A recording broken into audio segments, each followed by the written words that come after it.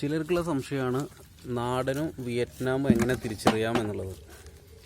അതിന് ഏറ്റവും സിമ്പിളായിട്ട് പറഞ്ഞുതരാം. ഇപ്പോൾ ഇവിടെ ഒരു 4 വരാൽ കിടക്കുന്നുണ്ട്. അതിൽ വിയറ്റ്നാം ഏതാണ് നാടൻ ഏതാണെന്നുള്ളത് ഇപ്പോൾ കാണിച്ചു തരാം. ഇപ്പോൾ ഈ കിടക്കുന്ന ഇതിൻ്റെ ഒരു ടെക്സ്ചർ കണ്ടോ, ഇതുപോലെ ആയിരിക്കും നാടൻ്റെത്. ഈ കളറ് കണ്ടോ, ഇതാണ് നാടൻ.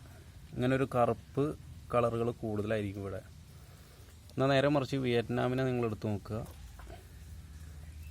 വിയറ്റ്നാമിൻ്റെ അടിവശം വേറൊരു തരം ഒരു വൈറ്റിഷ് ആയിട്ടുള്ള വേറൊരു കളറാണ്.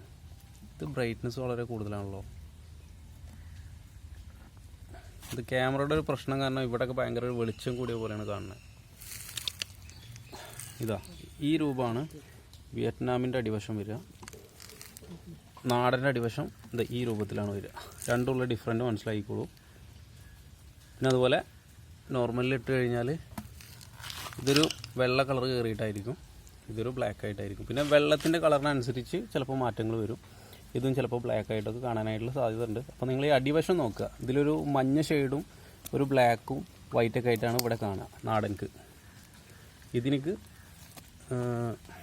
ഇതാ ഈ രൂപത്തിലായിരിക്കും കാണുക. ഒരു വൈറ്റിഷും ഒരു എന്ത് കളറെന്നാണ് പറയുക ഇതിന്, കാരണം നിങ്ങൾ തന്നെ തീരുമാനിച്ചോളൂ എന്താ കളർ എന്നുള്ളത്.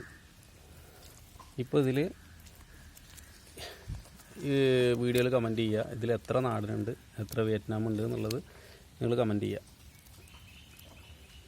ഇതാ 1 2 3 4 5 ഉണ്ട്. ഈ 5 എത്ര നാടൻ എത്ര വിയറ്റ്നാം എന്നുള്ളതൊന്ന് കമൻറ്റ് ചെയ്യുക കേട്ടോ.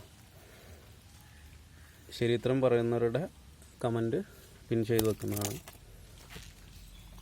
ഇതാ അടിവശം കാണിച്ചു തരാം.